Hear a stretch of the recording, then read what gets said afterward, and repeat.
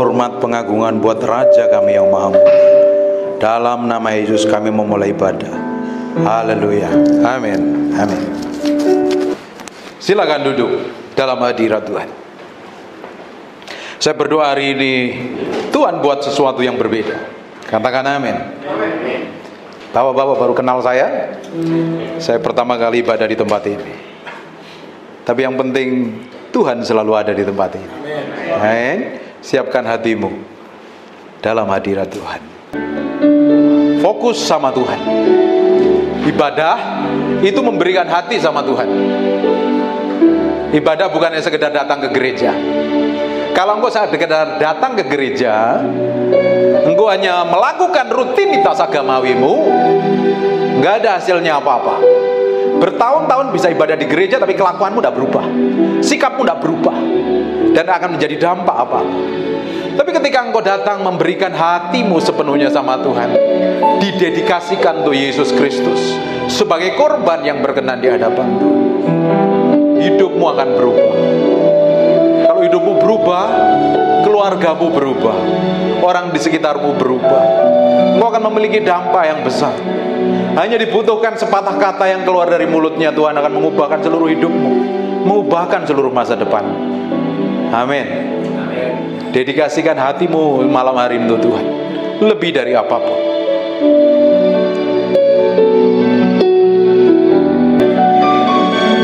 Biar pengurapanmu tetap tinggal di antara kami. Dalam kedahsyatanmu, kami merindukan sesuatu yang baru mengalir dalam hidup kami malam ini. Urapi kami semuanya. Kami minta roh hikmat, wahyu, dan pengertian. Terima kasih buat urapanmu, terima kasih buat kehadiranmu. Roh Kudus, kami hormati Engkau, kami cintai Engkau, kami kasihi Engkau. Buat Yesus begitu real dan nyata, buat firman-Nya hidup dan mengubahkan hati kami. Semakin hari, semakin kami dibawa menjadi serupa segambar dengan Tuhan. Dalam nama Yesus. Haleluya. Amin. Silakan duduk dalam hadirat Tuhan. Rasain apa? Enak gak nyembah Tuhan? Enak gak nyembah Tuhan? Rasain hadirat Tuhan apa? Kalau bapak-bapak ini lapar dan haus akan Tuhan, rasa haus dan lapar kita akan Tuhan itu bisa membuat manifestasi kuasa Tuhan itu real.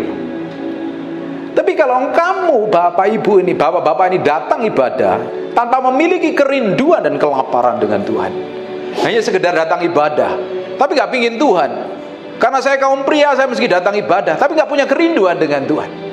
Fisikmu datang ibadah tapi hatimu jauh dengan Tuhan, gak pernah ngerasain apa-apa, gak pernah merindukan Tuhan lebih dari apapun. Padahal Tuhan setiap ibadah seperti ini ingin memanifestasikan kuasanya. Dia memang omnipresent, dia ada di mana-mana. Yang kita butuhkan bukan omnipresent. Omnipresent itu tidak mengubahkan apa-apa. Omnipresent Tuhan ada di mall, betul nggak? Tuhan ada di pelacuran, Tuhan ada di diskotik. Apakah orang diskotik bertobat? Apakah orang di mall berubah? Tidak. Kita butuh His manifested presence. Hadirat Tuhan yang dimanifestasikan, pribadi Tuhan yang dimanifestasikan lewat setiap penyembahan, lewat setiap ibadah seperti ini. Kuncinya haus dan lapar sama Tuhan. Saya orang yang haus dan lapar sama Tuhan. Setiap hari saya mesti berdiam diri dalam hadirat Tuhan. Nanti cari khotbah saya di YouTube, namanya Peter Guntur. Kau dengar pengajaran yang keras kan? Karena banyak orang Kristen cuek, masa bodoh dengan Tuhan. Dipikir hidupnya baik-baik saja, padahal yang kita kejar adalah perkenanan Tuhan. Yang kita kejar hari ini adalah perkenanan Tuhan. Saya ini bukan hanya sekedar hamba Tuhan yang nganggur, hanya mengharapkan persembahan. Saya kerja, tapi saya berikan hati saya sepenuhnya untuk Tuhan. Hati ini loh harus dipersembahkan dulu di hadapan Tuhan. Bukan hanya sekedar datang ibadah. Semua orang bisa datang ibadah tapi pulang gak dapat apa-apa. Tapi kalau kamu dedikasikan hatimu sepenuhnya untuk Tuhan, hidupmu pasti berubah. Karena ibadah yang sejati adalah mempersembahkan apa? Ibadah yang sejati adalah mempersembahkan tubuhmu sebagai korban persembahan yang kudus, suci, tak bercacat celah di hadapan Tuhan. Tubuh kita loh yang dipersembahkan. Banyak orang datang ibadah, mulutnya nyembah Tuhan, hatinya jauh dengan Tuhan. Banyak orang melayani Tuhan, hatinya jauh dari Tuhan. Tahu nggak? Kalau untuk kita bisa melayani Tuhan, kita harus, untuk kita bisa melayani pekerjaan Tuhan, kayak kita ini, kayak saya hari ini, Bapak yang main drum, main keyboard tadi, main bass, itu melayani pekerjaan Tuhan. Yang di belakang, engkau melayani pekerjaan Tuhan. Tapi untuk kita bisa melayani pekerjaan Tuhan dan memiliki dampak dan otoritas, engkau meski duduk diam di kaki Tuhan. Melayani Tuhan dulu, baru melayani pekerjaan Tuhan. Tapi orang senangnya kan melayani pekerjaan Tuhan, yang tampil di depan kan, dilihat orang, dipuji orang, diakuin orang, dilulukan orang, itu orang senang. Tapi untuk orang bisa duduk diam di kaki Tuhan, dibutuhkan komitmen, rasa haus dan lapar sama Tuhan. Baru hidupmu jadi dampak. Bapak Ibu, bapak-bapak ini jadi dampak di keluargamu. Engkau punya otoritas dan kuasa. Hidupmu memiliki power. Tapi pada kenyataannya tidak semua orang bisa mempersembahkan hidupnya sepenuhnya sama Tuhan.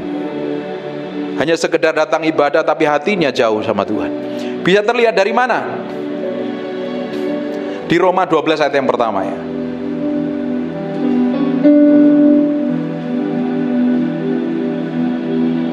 Roma 12 ayat yang pertama. Karena itu saudara-saudara, demi kemurahan Allah aku menasihatkan kamu supaya kamu mempersembahkan tubuhmu sebagai persembahan yang hidup, yang kudus dan yang berkenan kepada Allah. Itu adalah ibadahmu sejati. Tubuh harus dipersembahkan, jadi persembahan dulu kepada Tuhan, baru engkau bisa melayani Tuhan. Tapi banyak orang senang melayani di depan kan, dapat pujian. Yang lebih keren lagi dapat persembahan. Orang senang, tapi belum tentu berkenan di hadapan Tuhan. Bapak Ibu, Bapak-bapak ini melihat saya kan seger kan ya. Kalau dengerin khotbah saya baru tahu kesaksian saya. Ini Bapak ini tamu di gereja ini, dia suka dengerin khotbah saya. Belakangnya Pak Yusak. Saya setelah pelayanan dari Surabaya bulan Agustus, tanggal 27 saya pelayanan di Surabaya selama seminggu. Tanggal 3, tanggal 2 malam saya pulang, karena tanggal 2 siangnya saya masih khotbah.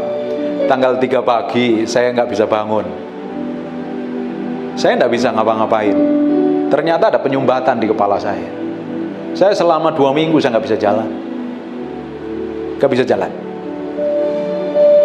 Saya pikir it's done, udah selesai ini Tuhan. Saya serahkan, saya ngomong sama istri saya, nanti saya mau aturin ini dan itulah supaya hidupmu nyaman. Saya pikir saya dipanggil Tuhan, ternyata Tuhan belum panggil. Setelah hari yang ke-11 saya bisa mulai berdiri. Hari yang ke-14-nya saya khotbah di Cikarang. Tapi dalam kondisi capek dan lelah, tidak bisa berdiri. Padahal tanggal 5 saya meski ada jadwal khotbah di GBI Pramuka di sini. Dan nggak bisa ngapa-ngapain. Sejak kejadian itu apa yang terjadi? Saya dedikasikan hidup saya sepenuhnya untuk Tuhan. Nggak ada yang lain kecuali saya pengen nyenangin hati Tuhan. Banyak orang nggak peduli dengan Tuhan. Banyak orang nggak peduli dengan Tuhan. Masa bodoh. Dipikir umurnya panjang. Umur saya masih panjang. Saya bisa melakukan ini dan itu. Saya bisa berbuat ini dan itu. Kita tidak pernah tahu saya sehat kok. Saya masih muda, baru umur 45 tahun ya tiba-tiba kejadian seperti itu. Nah, itu pelajaran mahal buat saya. Dan itu membuat seluruh hidup saya berubah. Padahal di tahun 2017 saya bangkrut bisnis saya loh. Sampai 2021 aset kita mau disita bank dan lain sebagainya. Saya pikir proses Tuhan sudah selesai. Saya jalani hidup dengan baik-baik saja. Saya pikir sudah seperti itu. Tahun 2021 kita dipulihkan Tuhan, kita ngalami promosi Tuhan. luar biasa. Ternyata di Agustus 2023 Tuhan remukkan kami, saya dengan istri saya. Dengerin baik-baik. Ternyata apa yang kita perbuat di bumi ini, ketika engkau tidak bisa ngapa-ngapain, tidak ada gunanya. Tuhan yang utama. Makanya engkau harus dedikasikan hidupmu untuk Tuhan. Persembahkan tubuhmu untuk Tuhan. Persembahan yang hidup, kudus, dan berkenan di hadapan Tuhan. Itu ibadah yang sejati. Karena kita mempersembahkan tubuh kita setiap hari, dari Senin sampai Sabtu, kita hari Minggu datang ibadah, hari Kamis kita datang ibadah, kita berikan korban yang berkenan di hadapan Tuhan. Tapi kalau engkau hidupmu bejat, kelakuanmu busuk, mulutmu jahat, hidup najis, kasar, gak peduli dengan Tuhan, terus kamu datang ke gereja diajak nyembah setengah mati. Untuk orang bisa nyembah di gereja, engkau meski terbiasa nyembah di kamar doamu. Katakan amin.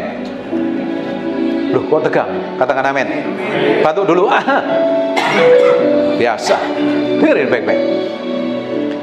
Untuk kita bisa menjadi orang yang berkenan di hadapan Tuhan, dibutuhkan namanya perempukan.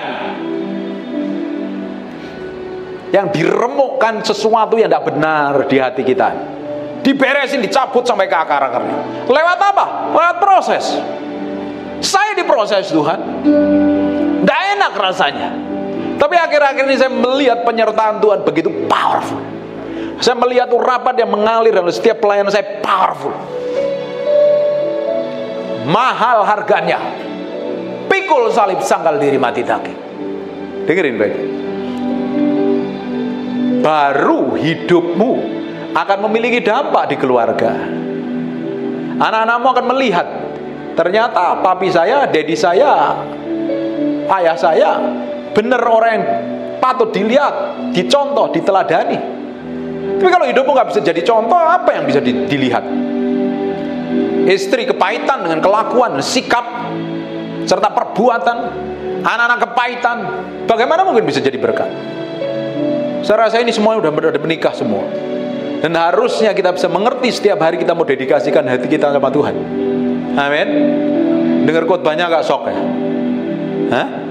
Diberkati apa enggak? Batuk dulu sebentar. Yang diberkati batuk. Ambil aquanya, minum sendiri-sendiri ya. Sekarang kita akan lihat di Efesus pasal yang kelima ayat 32. Rahasia ini besar, tetapi yang kumaksudkan ialah hubungan Kristus dengan jemaatnya. Hubungan Kristus dengan jemaatnya itu seperti hubungan suami istri. Kalau hubungan dengan istrimu tidak baik, dapat dibayangkan bagaimana engkau bisa memiliki hubungan kedalaman dengan Tuhan. Padahal kekristenan itu berbicara tentang hubungan kita pribadi dengan Tuhan. Kau mesti bangun hubunganmu dengan Tuhan setiap hari di kamar doamu. Dalam satu hari ada 24 jam. Berapa jam yang kamu berikan sama Tuhan? Bapak kerja, saya kerja. Tapi saya utamakan Tuhan lebih dari apapun. Ketika hubunganmu dengan Tuhan baik, hubungan dengan keluargamu baik. Kalau hubunganmu dengan Tuhan tidak baik, hubungan dengan istrimu pasti tidak baik. Di sini ada yang suka marah-marah enggak? Halo. Ada yang suka marah-marah? Kelihatannya kudus, suci, tak bercacat celah semuanya. Haleluya. Kalau engkau suka marah, suka emosian, ngomong kasar, bahkan kamu melakukan kejahatan yang busuk, berzina mungkin, atau melakukan apapun namanya yang tidak berkenan di hadapan Tuhan, dapat dipastikan hubunganmu dengan Tuhan tidak benar. Tapi kalau engkau memiliki hubungan yang benar dengan Tuhan, pasti dampaknya, dengerin baik-baik. Kalau hubunganmu benar dengan Tuhan, pasti hubunganmu dengan pasanganmu benar. Semakin seseorang mencintai Tuhan, semakin dia mengasihi pasangan hidupnya. Katakan amin yang kencang. Tapi kalau kamu ngaku mengasihi Tuhan, tapi kamu kesel sama istrimu, susah ngampuni, apalagi kaku dengan pasanganmu, ngomong sembarangan, tidak peduli dengan perasaannya, patut dipertanyakan hubunganmu dengan Tuhan. Karena hubungan Kristus dengan jemaatnya, Bapak Ibu baca nanti di ayat sebelumnya, itu seperti hubungan suami dengan istri. Kalau hubungan suami dengan istrimu tidak baik, pasti hubunganmu dengan Tuhan tidak baik. Kalau hubunganmu dengan Tuhan tidak baik, hubungan dengan suami istri juga tidak baik. Dapat dipastikan seperti itu. Tapi kalau engkau membangun keintiman dengan Tuhan setiap hari, menjadi nabi, guru, mentor buat keluargamu, pasti engkau lakukan lebih di atas rata-rata. Menjadi pria yang sejati, pria yang mengasihi Tuhan, pria yang hidupnya benar di hadapan Tuhan, pria yang menjadi contoh. Pasti istrimu diberkati Tuhan. Kira-kira ada istri yang kepahitan nggak dengan kelakuanmu? Dengerin baik-baik ya. Kita ini harus mengasihi istri kita lebih, karena kita hidup bersama dia bertahun-tahun. Ketika saya sakit, tahu nggak, saya nggak bisa ngapa-ngapain, yang ngurusin saya adalah istri saya. Kasih makan, nyuapin. Dan saya komitmen dengan istri saya, kita mau umur panjang sampai 100 tahun kalau Tuhan izinkan. Nanti umur yang ke 95 kita bisa main ke pantai kejar-kejaran, sehat, nggak encok, nggak rematik. Saya mau enjoy. Dan kemarin saya medical check up dan ternyata hasilnya powerful, bagus sekali. Kalau lihat saya beberapa bulan yang lalu, badan saya itu gemuk dan sekarang langsing. Mohon maaf, yang gemuk-gemuk harus puasa intermittent supaya badannya lebih sehat. Kurangi makan malam biar tambah sehat. Dan ternyata ketika kita nggak bisa ngapa-ngapain, yang ngurusin adalah istri kita. Makanya istri perlu dicintai dan dikasihi. Amin. Perlu disayangin. Oh Pak, aku tuwek Pak, bagaimana aku mau ngasain pasangan? Dengerin baik-baik, istri itu butuh denger kata sayang yang keluar dari mulut kita. Padahal kita udah sayangin, dicukupin kebutuhannya kan? Bener apa enggak? Laki-laki kan harus tanggung jawab, bekerja menyukupin anak istri kan? Laki-laki gak boleh nganggur, harus rajin kerja, harus minta hikmat pengertian, cukupin semua kebutuhan. Dan tidak hanya cukup untuk dikasih harta, kadang perlu touch meaning. Tahu touch meaning? Sentuhan penuh makna. Istri itu butuh sentuhan penuh makna. Pegang tangannya, digandeng, pegang pipinya. Saya setiap hari bilang sama istri saya, Hane, kamu kelihatan hari ini cantik sekali dan saya tambah jatuh cinta sama kamu. Setiap hari saya bilang I love you. Tahu apa yang terjadi? Awalnya, lupa, kita udah tua Pak, nggak perlu kayak begitu. Ternyata dengan saya ngomong seperti itu, istri saya lebih nyaman, istri saya lebih tenang, emosinya lebih stabil. Ada yang punya istri bawel sekali? Loh kok senyum tok iki lho? Apa ya semua istrinya bawel? Istrimu bawel coba kamu sayangin. Belajar kasih sentuhan penuh makna, cintai, miliki sepenuhnya, dengerin dia ngomong apa. Karena istri seringkali ngomong yang ngalor ngidul nggak jelas. Sampai berita politik, berita artis, berita sinetron apapun dia tahu loh. Bener apa nggak? Terus kita pulang kerja capek, kadang dengerinnya, ngomong apa sih? Kadang sering ngomong gitu kan? Dengerin, istri kadang perlu didengar. Dengan kita denger, iya cukup diiyain tok. Iya, dia adem, dia tenang, pasti ndak bawel.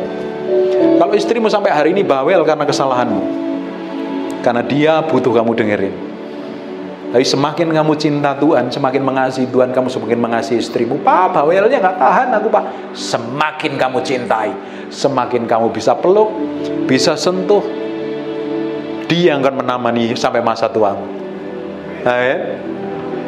Bukan perempuan yang di pinggir jalan yang nemenin hidup, tapi pasangan hidupmu. Semakin laki-laki cinta Tuhan, semakin menjaga kekudusan dan kesucian. Kalau pingin hidupmu diberkati, engkau mesti hidup kudus. Jangan pernah berzina dengan perempuan manapun juga. Jangan pernah selingkuh. Karena kelemahan para laki-laki matanya jelalatan semua. Nggak ada yang ngaku kelihatannya. Tapi memang dasarnya kita diciptakan seperti itu. 95% otak kita mikirinnya seks terus. Padahal punya istri cantik, ngelihat di jalan, malah kadang masih melotot kan. Betul apa nggak? Kita sama-sama pria kan. Ya kita ngomong jujur aja ya kan. Tapi kita fokusnya kepada Tuhan. Kita bisa melihat perempuan manapun, tapi kalau hati kita nempel sama Tuhan, kita tetap mencintai istri kita. Kau jaga kekudusan dalam pernikahanmu, kau jaga kesucian dalam pernikahanmu. Lihat apa saja yang dikerjakan tanganmu, Tuhan berkati. Tapi kalau hidupmu sembarangan, ngatur duit sembrono, ngomong sembarangan, sikap sembarangan, nggak peduli dengan Tuhan, terus kamu pikir bisa datang sama Tuhan dan minta nyembah Tuhan, terus kamu pengen diurapi Tuhan, pengen dipakai Tuhan, sampai matamu biru, kamu nggak akan ngalamin apa-apa. Dibutuhkan pikul salib, sangkal diri mati takut. Tahu nggak, cara tercepat untuk kita mati terhadap diri kita sendiri adalah kita berendam dalam hadirat Tuhan setiap hari. Semakin kamu setiap hari berendam dalam hadirat Tuhan, kamu nyembah Tuhan setiap hari, jangan pernah lakukan apa-apa sebelum kau berdoa. Beri hatimu, beri sepenuhnya untuk Tuhan.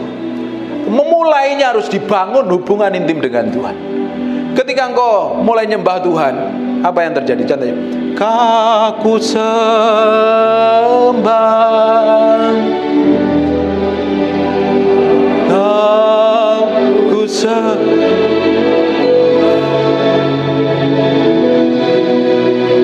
Aku sembah.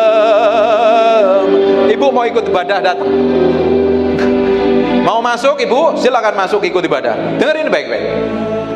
Ketika engkau mulai masuk dalam hadirat Tuhan, engkau mesti beresin hatimu dulu kan. Betul apa enggak? Kalau didapatin kejahatan apapun namanya, minta ampun sama Tuhan loh. Kalau enggak minta ampun sama Tuhan, penyembahanmu enggak bakalan berkenan di hadapan Tuhan. Karena dosa memutuskan hubungan kita dengan Tuhan, apapun itu namanya. Bagaimana mungkin engkau bisa membangun keintiman dengan Tuhan, tapi mulutmu jahat, kelakuanmu busuk, kamu berzina, kamu punya selingkuhan, kamu nipu, kamu bohong, kamu malsuin pajak, apapun lah namanya. Dosa adalah dosa, karena dosa adalah melanggar firman Tuhan. Dan ketika engkau melakukan dosa, hubunganmu sama Tuhan putus. Engkau gak ada di pihak Tuhan lagi. Tuhan bukan menjadi pembelamu loh. Kalau Tuhan bukan jadi pembelamu, apa yang terjadi? Hidupmu kacau, rusak, berantakan, tambah ruwet. Tidak heran ada orang Kristen yang hidupnya tambah ruwet kan? Sudah tahu dosa tetap dilakukan dosa. Tapi kalau engkau tiap hari datang setiap hari sama Tuhan, nyembah Tuhan, bangun tidur, Aku sembah,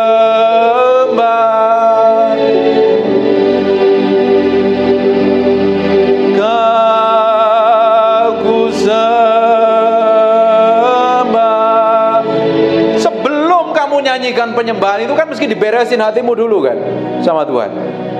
Betul nggak? Koreksi sampai kedalaman batin. Tuhan, hari ini aku bikin dosa apa? Aku melakukan dosa apa? Aku bikin pelanggaran apa?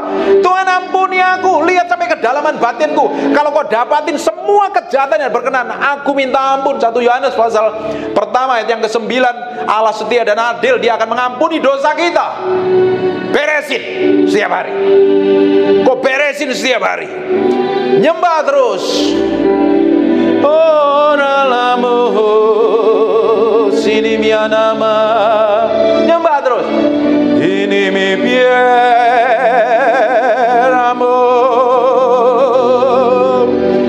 ikinamose inamose.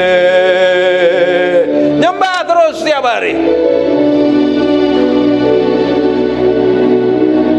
Kamu berjalan dari kemuliaan satu pada kemuliaan yang lain. Hari ini berjalan dari kemuliaan satu melangkah pada kemuliaan yang lain. 1 Korintus katakan kita bertolak dari iman satu pada iman yang lain. Semakin besar penyertaan Tuhan, semakin berjalan dalam pengurapan Tuhan.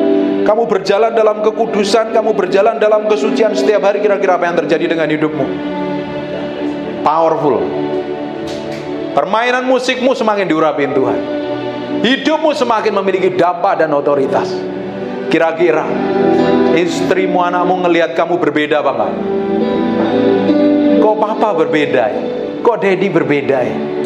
Apa yang membuat berbeda ya? Jalan terus sama Tuhan setiap hari. Nah, ketika engkau memilih jalan sama Tuhan, godaannya tidak gampang. ada tekanan, ada godaan, ada impitan, ada persoalan, terus tidak pernah berhenti. Semakin kamu jalan sama Tuhan, semakin jalan sama Tuhan, tanpa kamu sadarin ada penyertaan Tuhan secara ilahi. Tanpa kamu sadarin, kamu berjalan dari kemenangan satu pada kemenangan yang lain, dan tiba-tiba kamu akan melihat dampak yang besar sekali. Ini proses kematian daging yang orang gak suka. Pendeta gak suka khotbahin, tapi saya suka khotbahin. Sepanjang 2022 khotbah saya isinya pikul salib sangkal diri mati daging loh. Supaya tahun ini kita ngalami promosi dan peninggian. Saya pikir saya ngalami promosi peninggian, beneran promosi dan peninggian. Ternyata saya juga ngalami ujian. Saya belum selesai kemarin tadi ya. Setelah saya sembuhkan dari penyumbatan di kepala saya, apa yang terjadi? Beberapa minggu yang lalu saya dikirim obat. Obatnya bagus sekali, multivitamin, dan ternyata itu mendetok tubuh saya. Saya nggak bisa ngapa-ngapain selama seminggu. Ada regenerasi sel. Saya pikir sudah selesai karena hari Jumat saya hari Kamis atau hari Jumat saya meski ke puncak karena ada retreat. Pulang dari retreat, saya ngalami hal lagi loh. Hari Senin saya meeting sama orang. Hari Selasanya saya mulai nggak bisa bangun, nggak bisa gerak sama sekali. Ternyata ada kram mau di kaki sebelah kiri saya. Saya nggak bisa gerak selama hampir 5 hari. Dan sekarang free, bebas. Saya setiap hari berusaha nyembah Tuhan. Saya berikan waktu saya lebih banyak untuk Tuhan.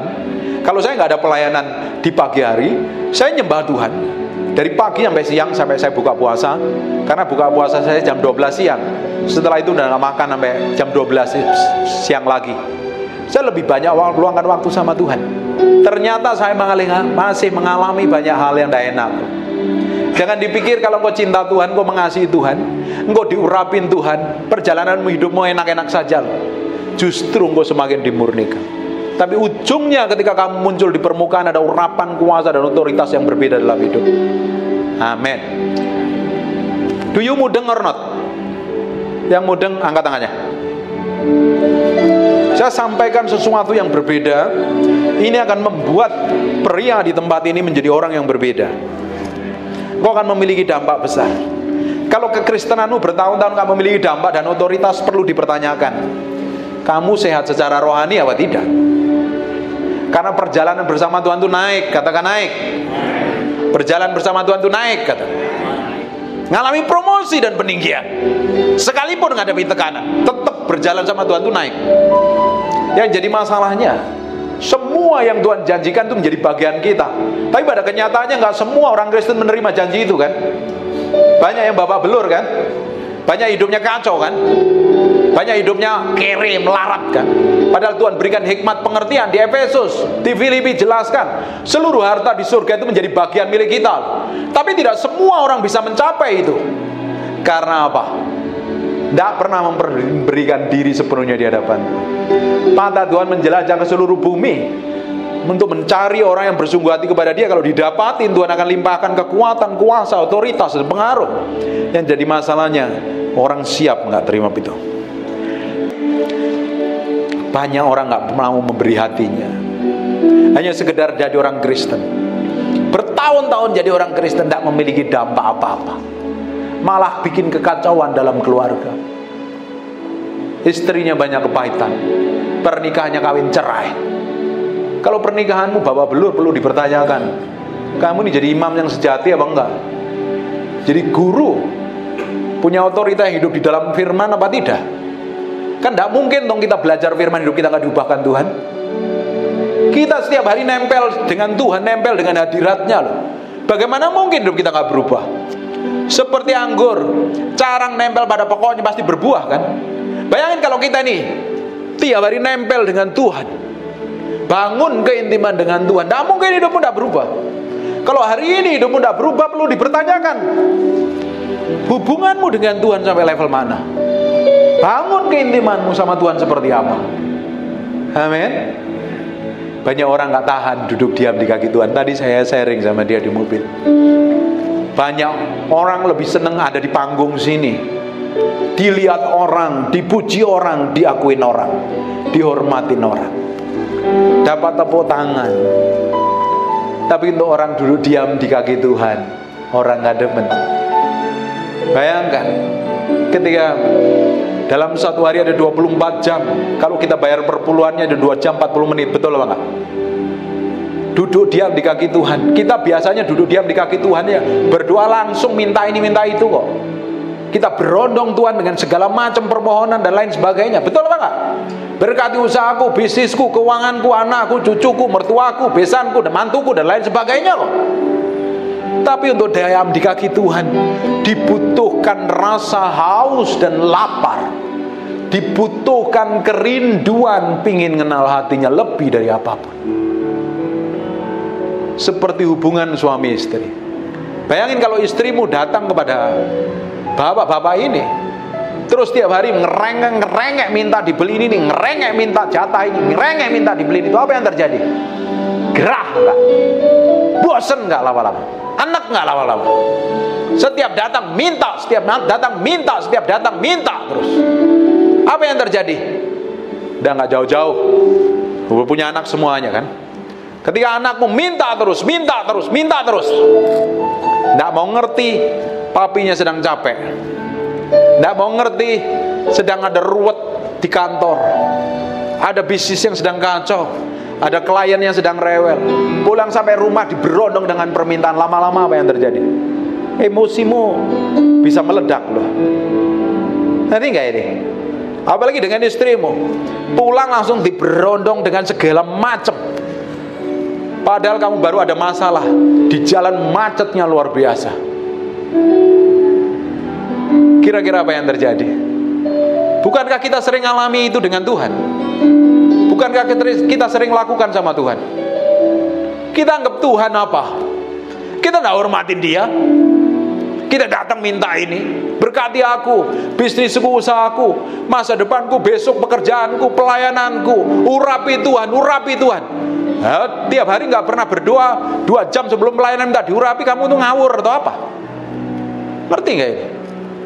Jadi kamu datang sama Tuhan nggak peduli perasaannya, nggak pernah mau duduk diam dengerin Tuhan mau. Terus kamu minta ini minta itu, namanya orang Kristen kurang ajar. Seperti istri yang berondong dengan segala macam permohonan dan permintaan. Tapi beda dengan istri atau anak yang ketika kita pulang disiapin air hangat, siapin makanan yang enak, papi capek ya, tapi jitin dia. Beda atau kelakuannya?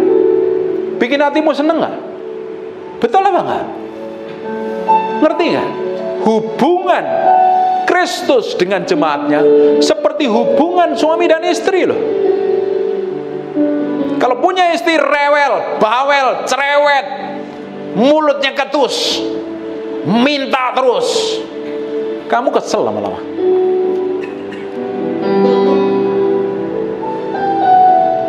Tapi beda dengan istri yang memperlakukan kita dengan baik kan. Tanya, papi udah makan belum? Cinta, negeri, gula, madu, sugar, rayuan pulau kelapa, aku udah makan belum? Dengerin ngomong-ngomong baik, dengerin baik-baik ya. Panggil istrimu dengan panggilan mesra, katakan yes. Angele, belum makan ya? Panggil istrimu dengan panggilan mesra. Yes, gitu dong. Jangan panggil namanya, jangan panggil kata mami. Dia bukan makmu, dia bukan orang tuamu.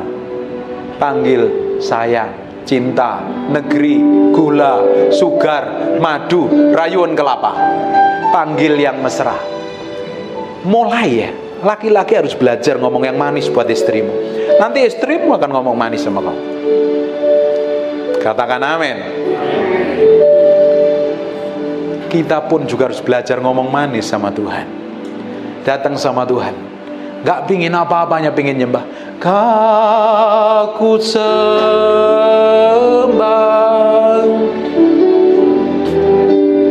I exalt thee.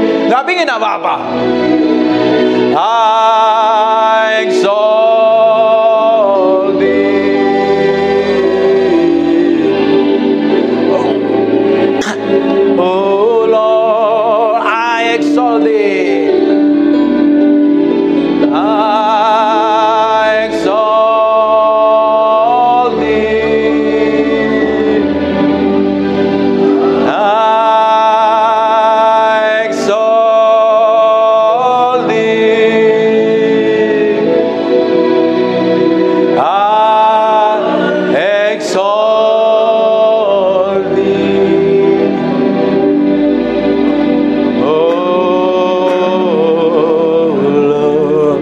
Enak kan?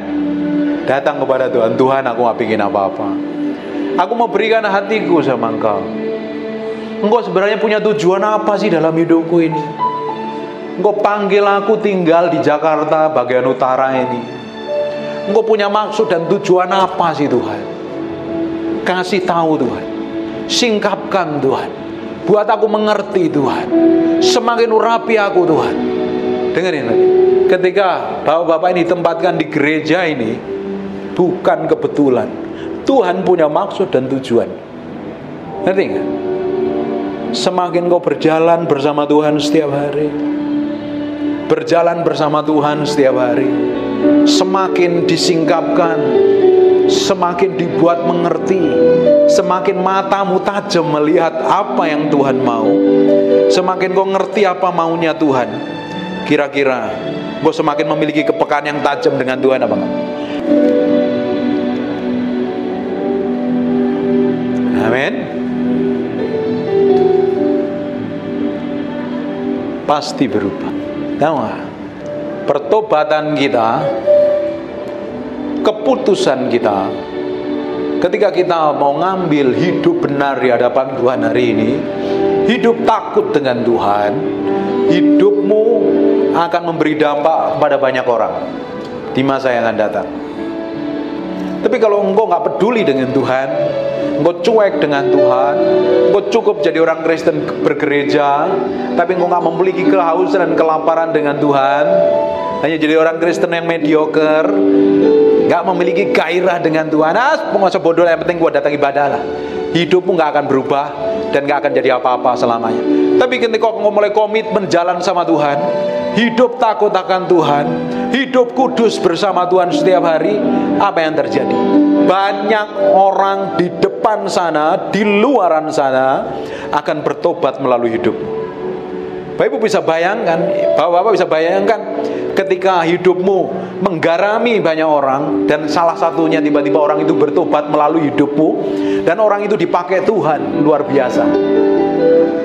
Gara-gara kamu, melalui hidupmu, orang itu dipakai Tuhan, jadi hamba Tuhan. Dampaknya gede. Jadi penting nggak? Hidupmu hari ini penting nggak? Hidupmu akan mempengaruhi banyak hal ke depan. Banyak orang akan diubahkan melalui hidupmu. Dimulainya hari ini harus memiliki rasa haus dan lapar dengan Tuhan. Belajar duduk diam di kaki Tuhan, sembah Tuhan, nyenengin hati Tuhan lebih dari apapun. Lebih dari apapun. Tahu nggak? Setelah saya komitmen dengan istri saya, kami mengalami kejadian banyak hal yang tidak mengenakan. Ada apa ini? Teriak-teriak di luar. Latihan. Saya udah nggak pingin apa-apa hari ini.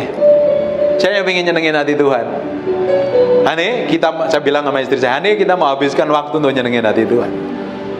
Kalau ada duit kita beli, kalau nggak ada duit kita nggak usah ngutang-ngutang lah, nyicil-nyicil, nggak penting lah, nggak perlu lah.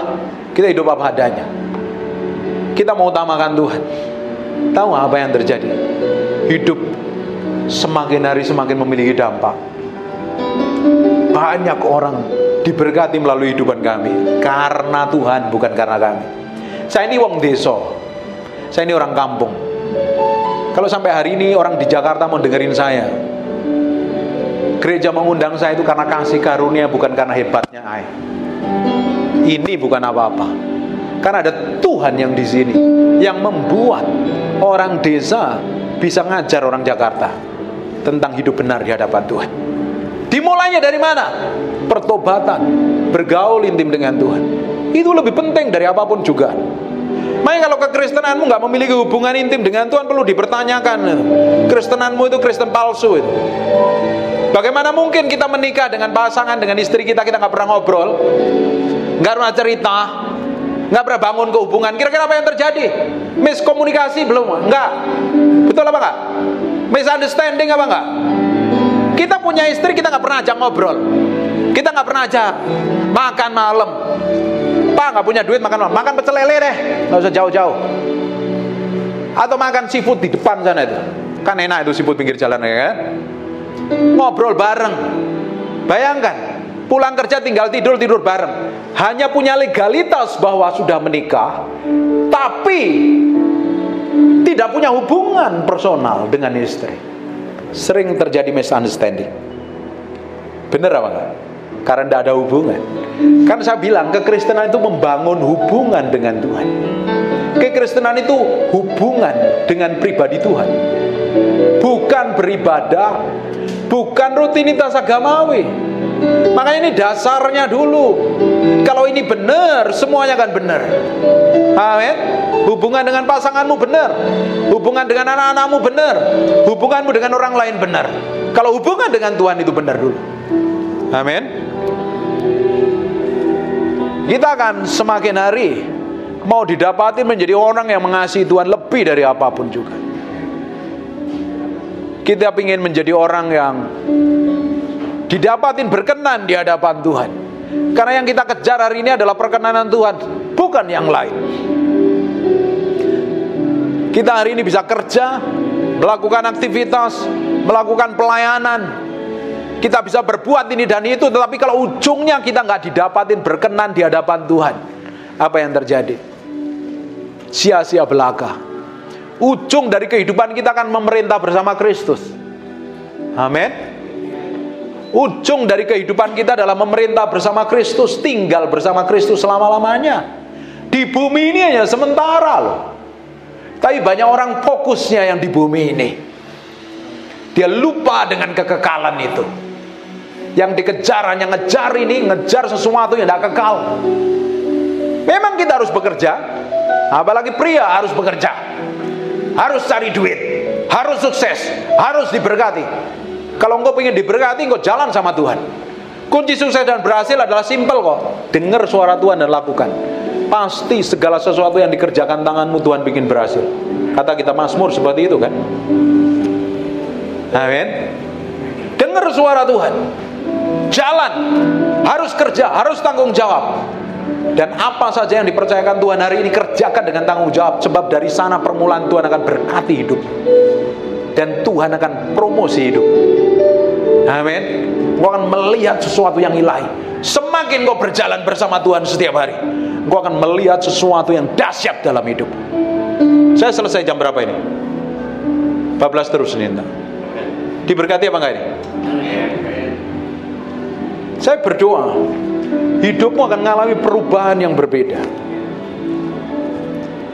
Engkau memiliki rasa haus yang berbeda. Baru hidupmu akan memiliki dampak. Kalau enggak, kekristenanmu dari tahun ke tahun akan tetap sama. 10 tahun yang akan datang, 5 tahun yang akan datang tetap sama seperti hari ini. Bapak Ibu ingin ngelihat masa depanmu seperti apa? Lihat apa yang kamu lakukan hari ini. Saya ulangi lagi. Kalau kau ingin ngelihat masa depanmu seperti apa, lihat apa yang kamu lakukan hari ini. Lihat dah. Hubunganmu sama Tuhan bagaimana? Cara kerjamu bagaimana? Sikapmu seperti apa? Kelakuanmu seperti apa? Kau ingin melihat masa depan yang penuh pengharapan. Jalan sama Tuhan, hidup dalam kekudusan, hidup takut akan Tuhan, bergaul intim dengan Tuhan. Engkau akan memiliki sesuatu yang berbeda ke depan. Karena Tuhan selalu merancangkan hidup yang penuh pengharapan, masa depan yang penuh pengharapan. Tetapi manusia nggak nyampe ke sana kebanyakan. Hidupnya babak belur karena keputusan yang salah, keputusan jalannya sendiri. Bukankah Tuhan memiliki rancangan yang penuh pengharapan atas diri kita? Di Yeremia pasal yang ke-29 ayat 11. Itu kan rancangannya Tuhan. Tapi manusia kan punya rancangannya masing-masing, ide dan gagasannya serta cita-citanya masing-masing. Setan pun punya. Setan pun juga punya tujuan dan cita-cita loh. Yang jadi masalahnya apa? Siapa yang kita mau ikutin? Kalau kau mau ikutin Tuhan, kau mesti dedikasikan hidupmu sama Tuhan. Persembahkan hidupmu sama Tuhan. Engkau akan melihat sesuatu yang ilahi, berbeda. Hidupmu itu pasti berbeda, tidak mungkin tidak berbeda. Makanya saya heran orang Kristen bertahun-tahun ngangetin bangku gereja tapi kelakuannya tidak berubah. Itu perlu dipertanyakan. Kerjaannya ribut, kerjaannya gegeran, bikin dosa, mulutnya jahat, bikin onar. Perlu dipertanyakan yang kalau udah seperti itu. Gak mau ngalah, kasar dengan istri, gak peduli dengan anak. Bagaimana mungkin? Bagaimana Tuhan mau percayakan sesuatu yang lebih besar dalam hidup? Amin. Khotbahnya nemplak. Ada yang tersinggung, syukurin. Saya senang kalau engkau tersinggung, engkau perlu bertobat, engkau perlu berubah. Saya sebentar lagi selesai. Katakan jangan dong. Saya sebentar lagi selesai. Saya ingin dengar. Khotbahnya bagus bilang. Terima kasih ya. Ini orang-orang yang haus lapar sama Tuhan semua. Diberkati apa enggak? Saya mau ngajarin bahwa ibu masuk dalam dimensi hubungan yang dalam dengan Tuhan. Saya sebenarnya mau khotbah yang lain, tapi Tuhan suruh berubah, saya ngomong yang lain. Dengerin. Saya mau ajarin Bapak Ibu masuk dalam hadirat Tuhan. Orang doa kan biasanya susah kan. Siapa yang doa kadang pikirannya melayang kemana-mana. Kadang melayang kemana-mana kan. Mikirin tagihan kartu kredit, mikir cicilan, mikirin biaya ini dan itu, mobil tadi udah dikunci belum, motor parkirnya bener dan segala macam kan, pikiran mengembara kemana-mana. Saya ngalami, pasti Bapak Ibu ngalami. Nah, ketika engkau mulai duduk diam di kaki Tuhan, pikiranmu pasti mengembara kemana-mana. Makanya dalam doa itu gak cukup hanya berdoa 1 jam. Berdoa 1 jam itu tahu gak, peperangannya 45 menit loh. Paling 15 menit, 10 menit itu yang baru bisa konsentrasi sama Tuhan. Dan itu perlu dilakukan setiap hari. Hari pertama peperangannya luar biasa. Hari kedua mulai kamu bisa mulai mengendalikan diri. Hari ketiga ngantuknya luar biasa, sampai ketiduran wamen udah 2 jam kemudian. Tapi kamu komitmen, konsisten. Semuanya pernah jatuh cinta kan? Siapa yang pernah jatuh cinta? Nggak ada yang Siti Nurbaya kan? Nggak ada yang jodohin kan? Semuanya pernah jatuh cinta. Dulu ingat waktu jatuh cinta sama istri kita dulu, hujan badai. Dulu Jakarta banjir kan? Luar biasa kan? Tetap nekat kan? Dulu kan belum ada WhatsApp, adanya wartel kan?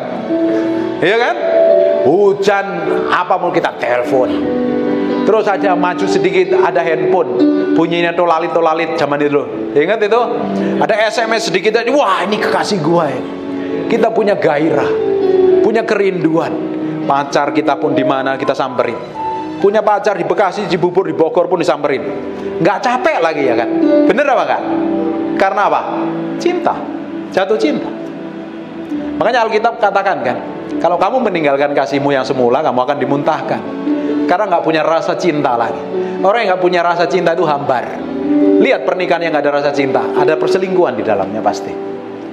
Ada kekacauan di dalamnya. Itu perlu dibangun dengan Tuhan seperti kita orang jatuh cinta sama Tuhan. Itu perlu dibangun. Kita bangun setiap hari dengan Tuhan. Bapak Ibu bisa, Bapak bisa datang kepada Tuhan dan mungkin nggak bisa nyanyi. Ada beberapa sebagian nyanyi. Bapak Ibu cari lagu-lagu bagus Terry McAlmont atau penyembahnya Benin atau siapapun yang enak didengar, putar di kamarmu dan mulai kamu sembah Tuhan.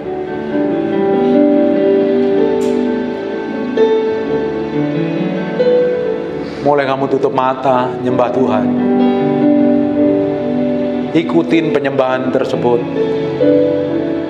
Tiba-tiba waktu engkau dibawa dalam penyembahan, kamu lupa lo dengan dirimu sendiri. Perlahan-lahan kamu dibawa masuk dalam hadirat. Kita praktek ya. Tutup matamu sekarang.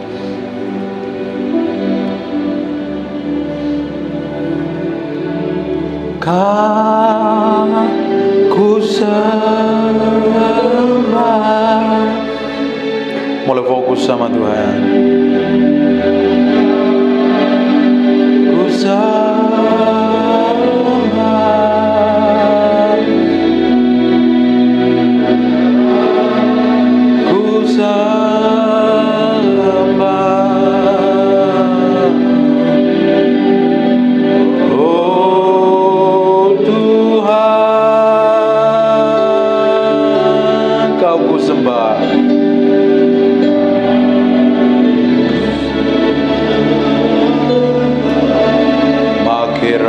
Ku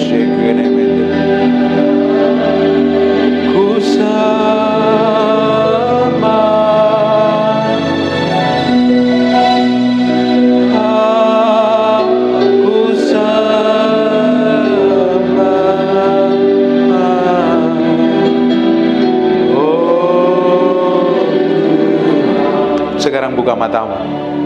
Sekarang lihat saya. Waktu nyanyi tadi, Bapak Ibu lupa kan bahwa kamu duduk di sini kan? Bener kan? Kamu fokus sama Tuhan kan? Penyembahan itu bisa men-switch dari alam fisik ini kita ke alam roh. Kita lupa dengan diri kita sendiri.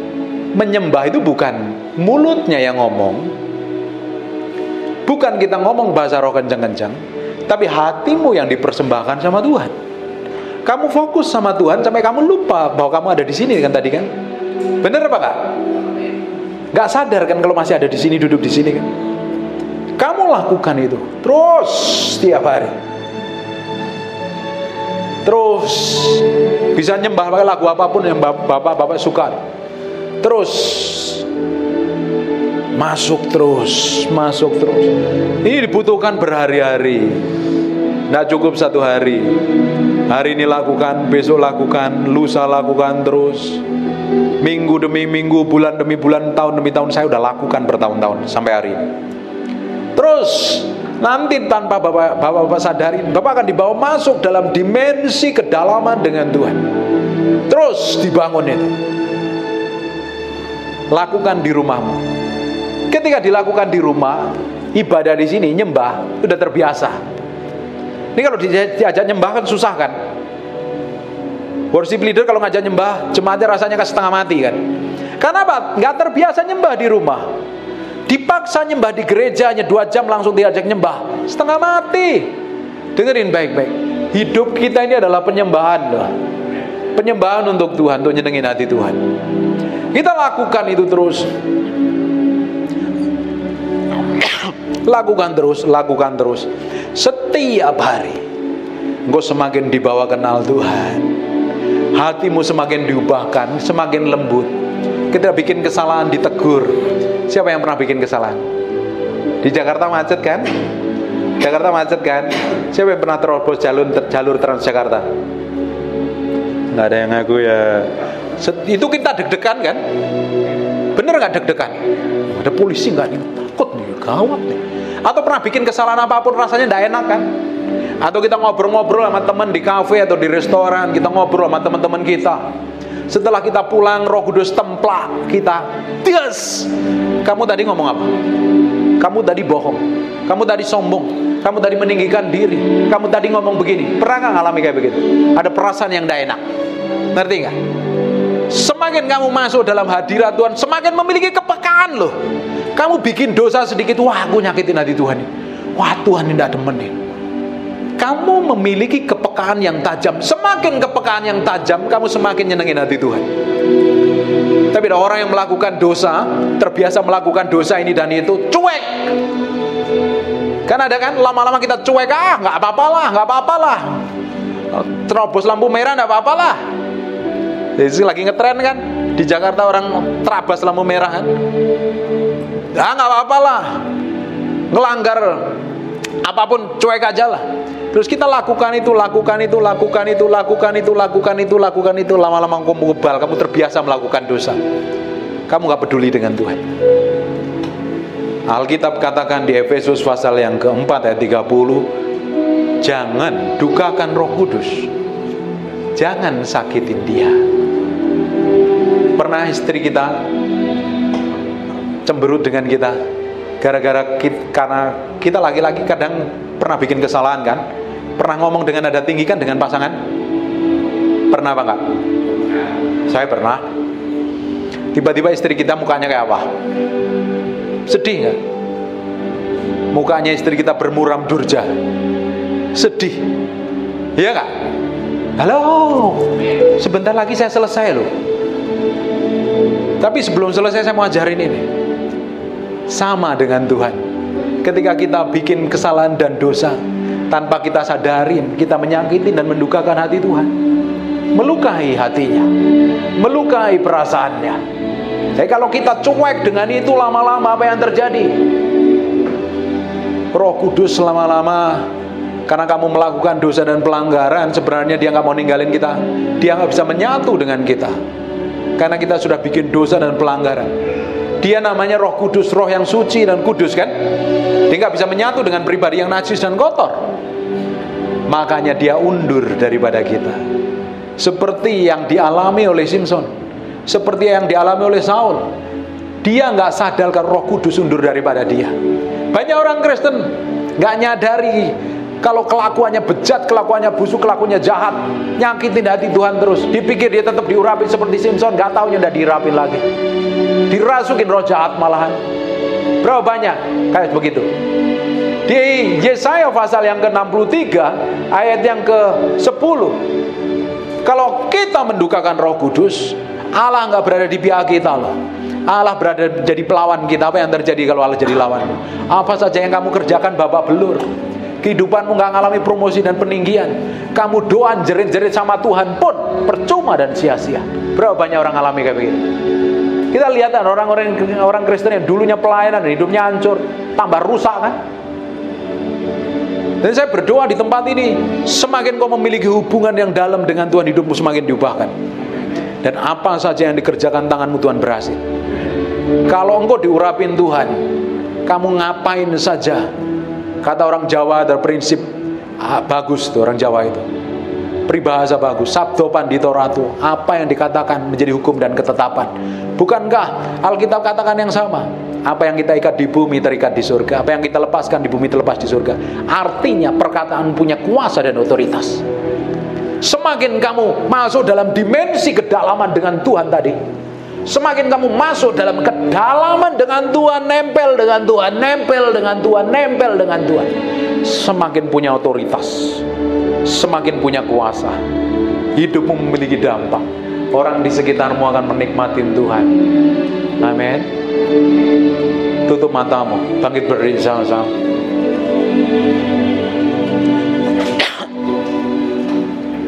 Di hadiratmu aku puas, di hadiratmu aku bebas, di hadiratmu ada terang kehidupanku, pernyataan kuasa kekuatanku.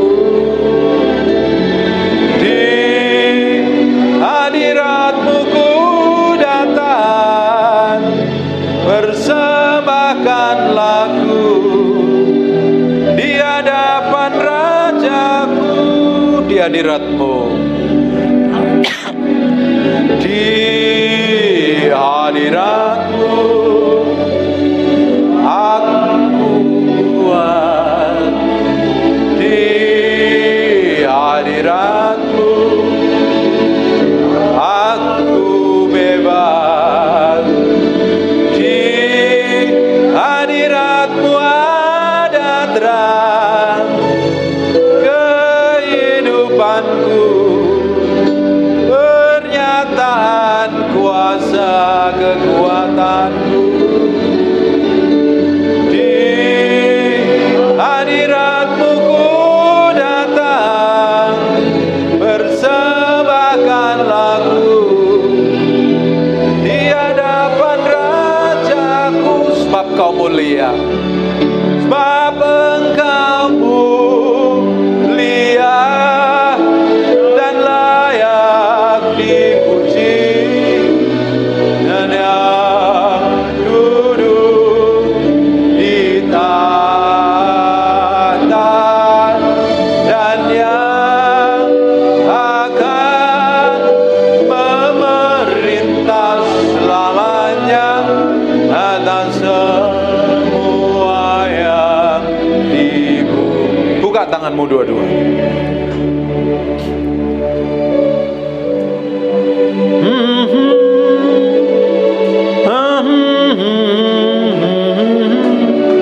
Nikmati hadirat.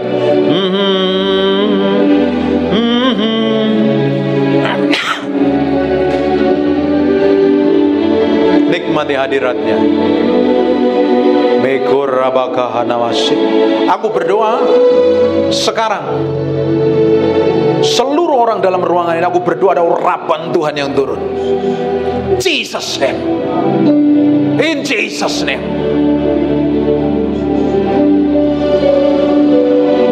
Akirabako sakinamatuku makiroboko shantikinim. Nikmati hadirat Tuhan, aku berdoa dalam nama Yesus. Tuhan, urapan mengalir. Jesus name. Jesus name.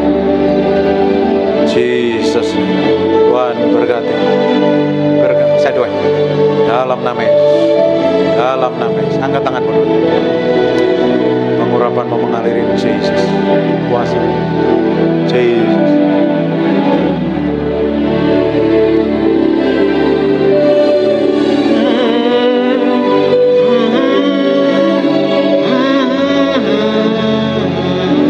Aku berdoa setiap orang dalam ruangan ini Tuhan. Jamah Tuhan. Jamah Tuhan. Jamah Tuhan. Jamah Tuhan. Jamah Tuhan. Aku lepaskan pengurapan mengalir. Sekarang pengurapan mengalir dari ujung rambut sampai telapak kaki. Kuasa-Mu turun.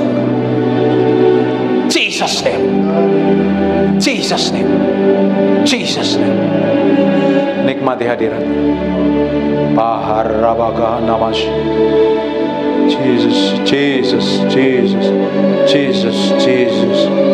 Ikurabaku nomoshiki. Pak, saya mau doain Bapak ya.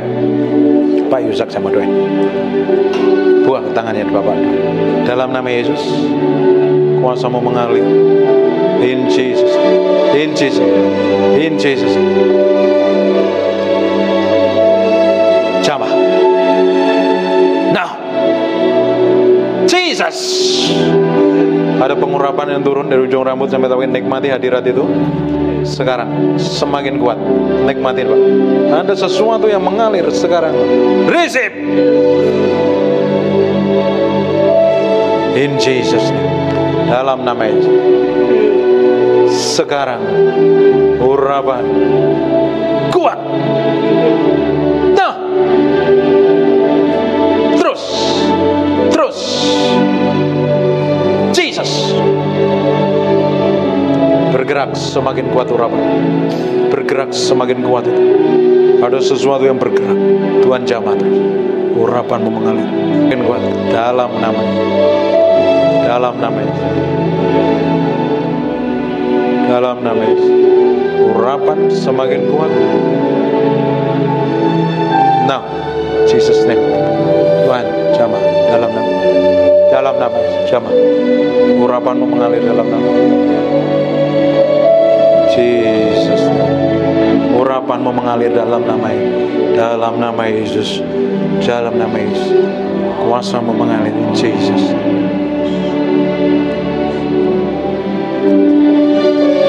Mulia dan layak dipuji, dan yang duduk di tahta, dan yang akan memerintah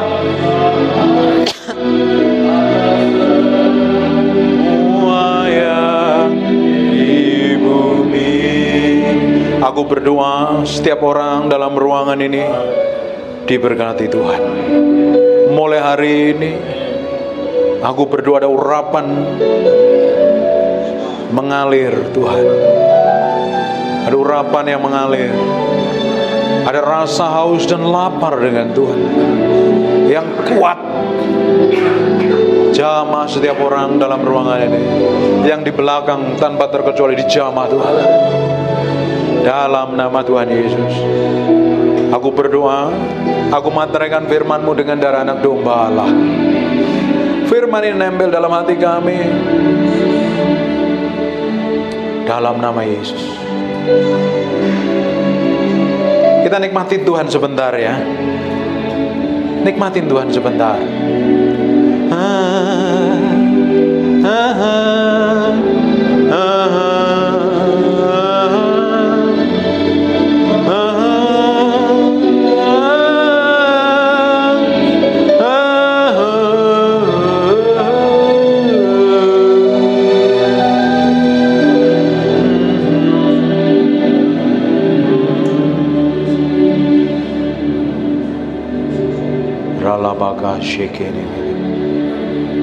Tuhan, aku tahu Engkau hadir dalam ruangan ini. Aku hormati Engkau. Roh Kudus, aku cintai Engkau. Roh Kudus, aku kasihi Engkau. Jamah setiap orang dalam ruangan ini. Tuhan, Kau peluk satu persatu dengan kasih.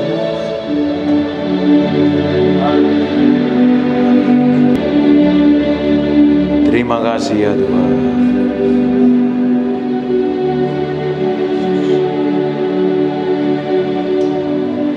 Terima kasih ya Tuhan.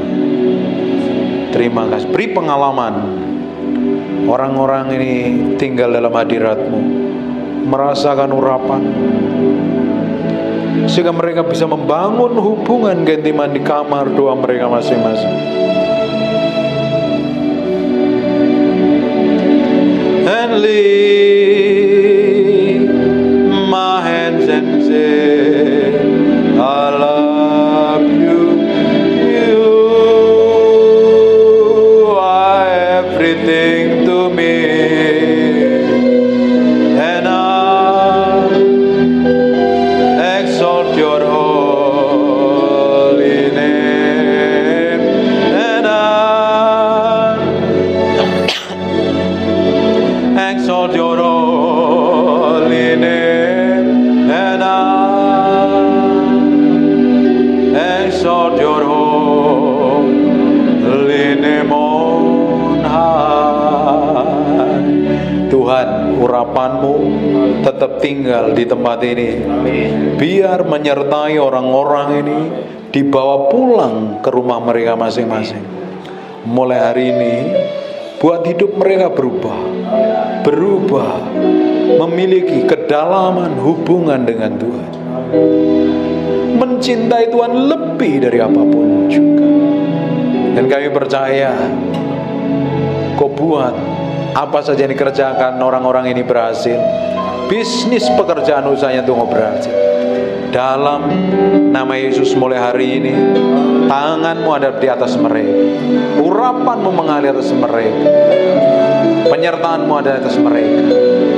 Dalam nama Yesus kami berdoa dan mengucap syukur.